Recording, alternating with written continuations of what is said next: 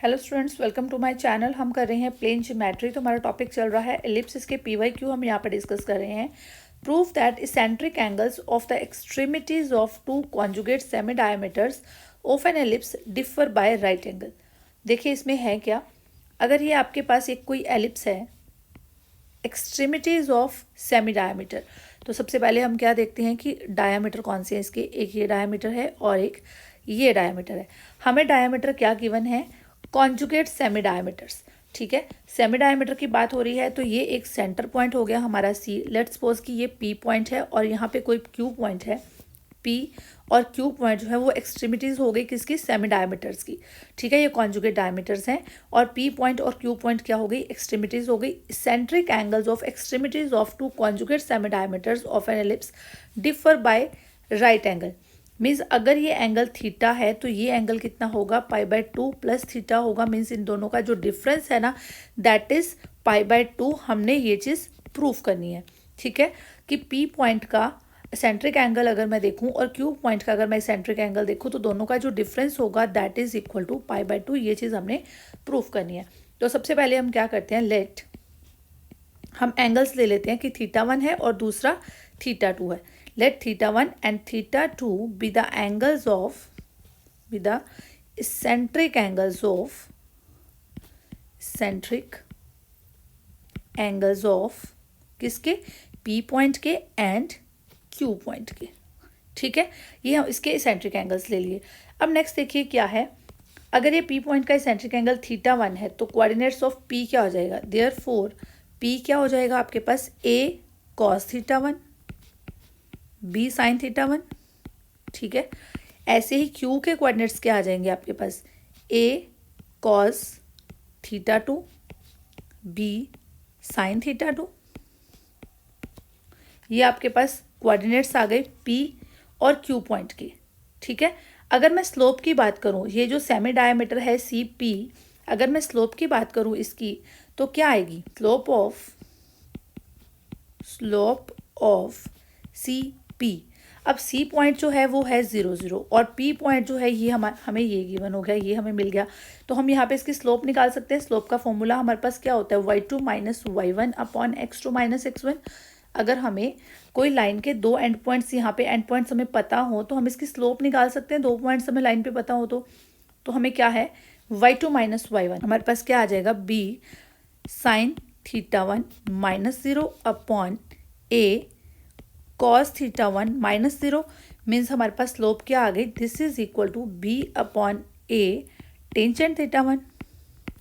ठीक है, ऐसे ही अगर हम स्लोप की बात करें, स्लोप ऑफ नेक्स्ट जो लाइन है दिस इज QC। ठीक है, इसकी स्लोप क्या है, इसकी स्लोप हमने पता कर ली, दूसरे की स्लोप पता करते हैं।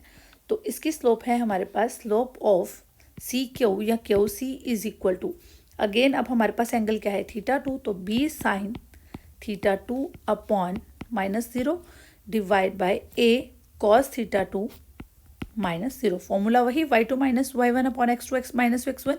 तो ये हमारे पास आ जाएगा b अपॉन a टेंजेंट θ2। ठीक है, ये हमारे पास स्लोप आ गई।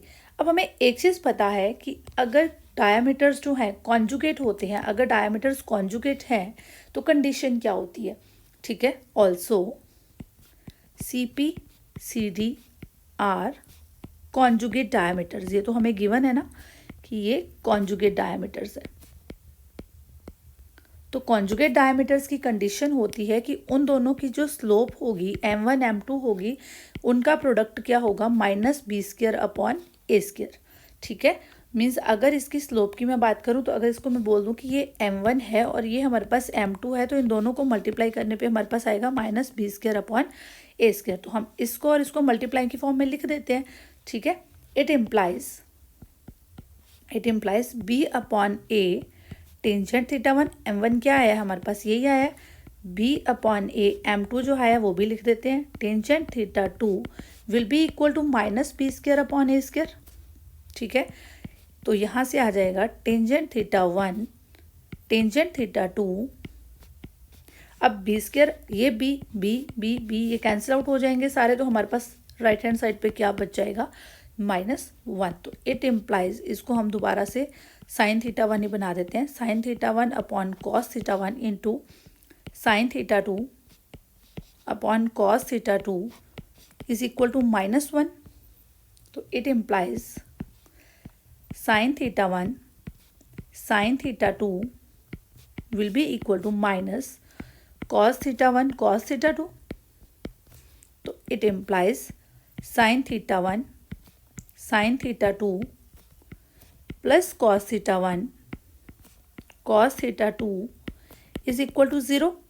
ठीक है, अब हमारे पास एक रिजल्ट होता है cos of A cos B plus sine A sine B. ये किसके इक्वल होता है? Cos A cos B sine A sine B, ये इक्वल होता है cos of A minus B के इक्वल होता है. ठीक है, तो यहाँ पे ए की जगह पे कौन है? थीटा वन है, और बी की जगह पे कौन है?